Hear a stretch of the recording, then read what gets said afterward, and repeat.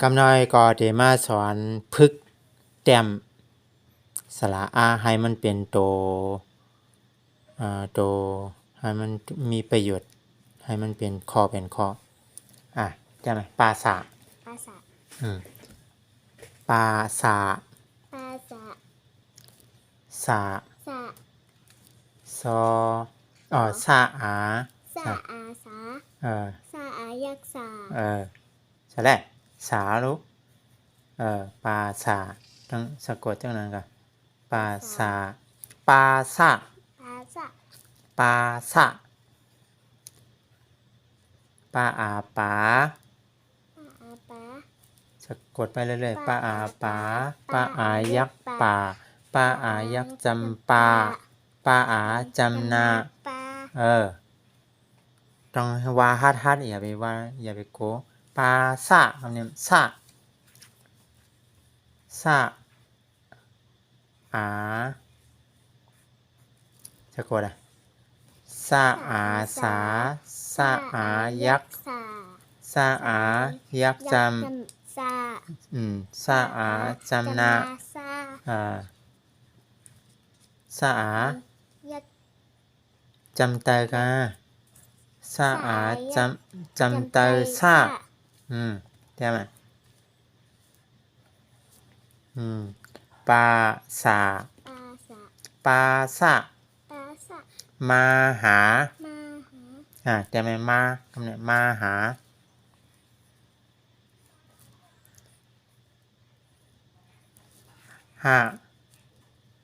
มาหาอา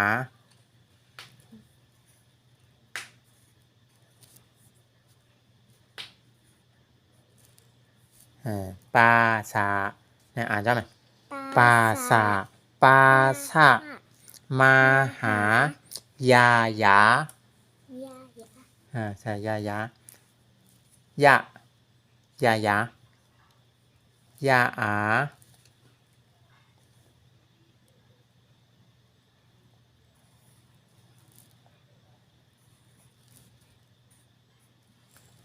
อายายาอายักยาอายักจำยาใช่ไหมยักจำยา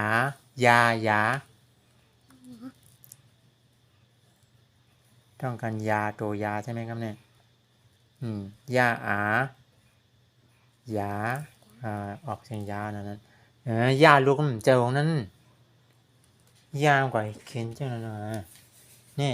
ตัวยานี่ครับเอานี่ลงไปเอานี่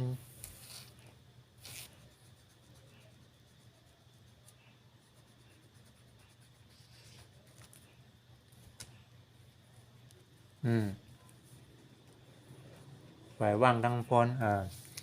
ว่าปาสาจี้โต้งถูกปาสาปาสะว่าหลังมาหายายากาหนเขาเนี่ย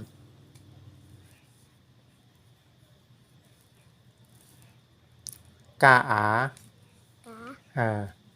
กาอายักกาอายักจำ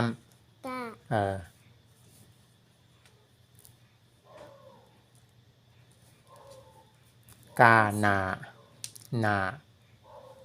นา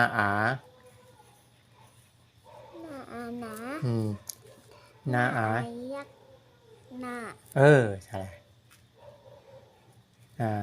ขึ้นวัดแทงปาสะมาหายายากาหนา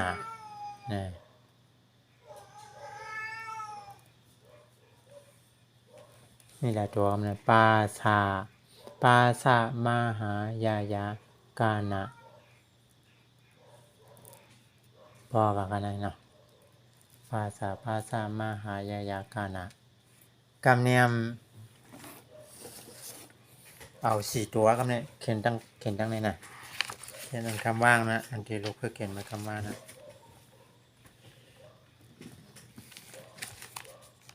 ปาละกามะปาละ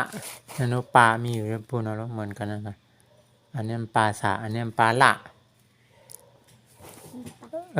ปา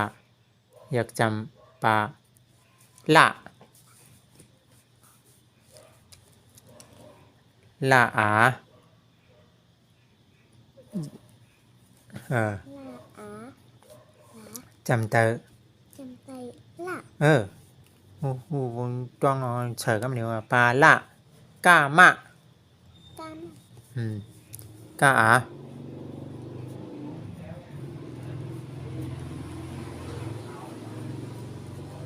ก าอากา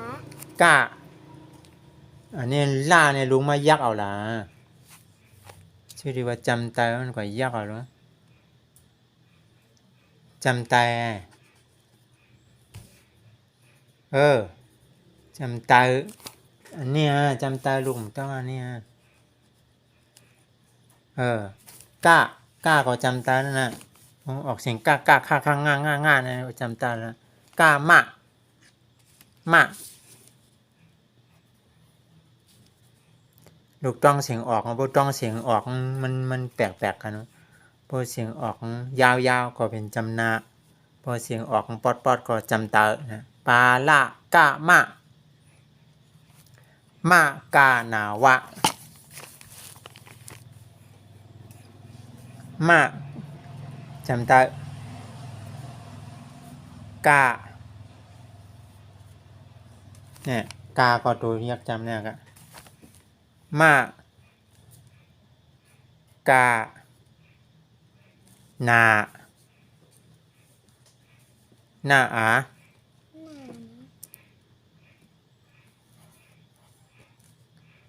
ยักษ์ ยักหนา ถูกต้องไว้เสียงโกนมันนะมากานาวะวะ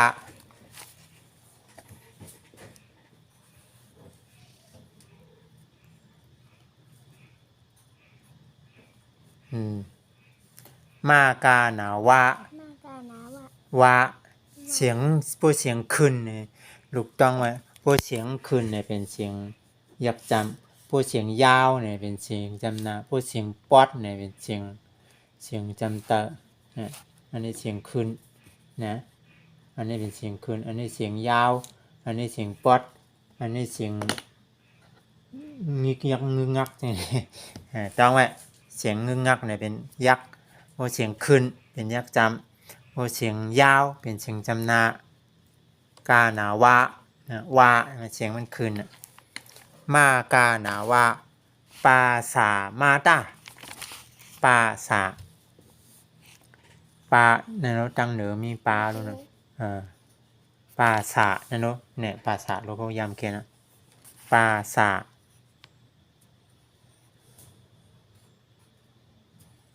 มาก็ย้ำเขียนนะมาเสียงยาว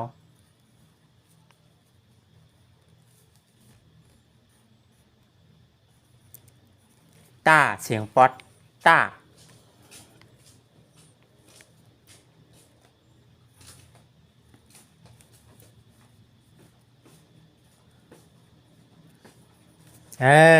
ถูกต้องไว้เสียงนี่นะอันนี้เสียงยึกยักก็เป็นยักเสียงคืนก็เป็นเสียงยักจังเสียงยาวก็เสียงจำนาเสียงป๊อดเป็นเสียงจำเตอเสียงคืนเป็นยักษ์ขึ้นปาสามาตาฮากาหายาฮาเป็นเสียงยาวใช่ไหมฮาเสียงยาว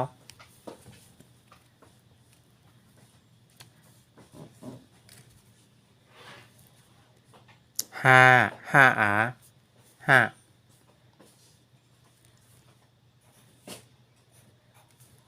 ้าเป็นเสียงยาวนะกาเสียงยึกกา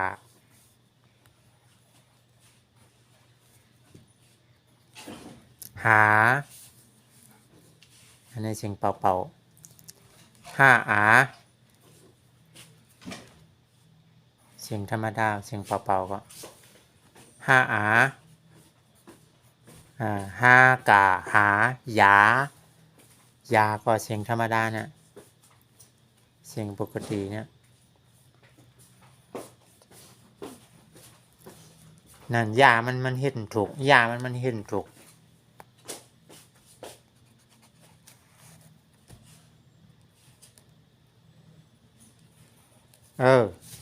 ยาหากาหายาหาปาป่ามา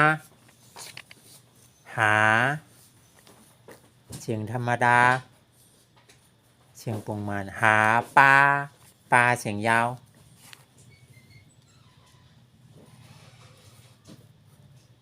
เสียงยาวหาปลาป่าปลาก็เสียงธรรมดาเสียงโทนธรรมดาป่ามาก็เสียงยาวเหรอหาปลาป่ามาว่าได้คำนี้ปลา ปา ล่า ละ กะ กะ มะ มะ มะ มะ กานาวะปาว่าอะไรปาสามาตะหากาหายาหาปาป่ามาว่าทั้งอ่านเดี๋ยวปาล่า ละ กะ กะ มะ มะ มากานาวะปา ปะ สามาตะ ตะ หาหาหาเสียงยาวลุนหากาหายาหาปาป่าหาปาป่ามาอันนี้วันนี้ปาสาปาสะมาหายายากานาโอเค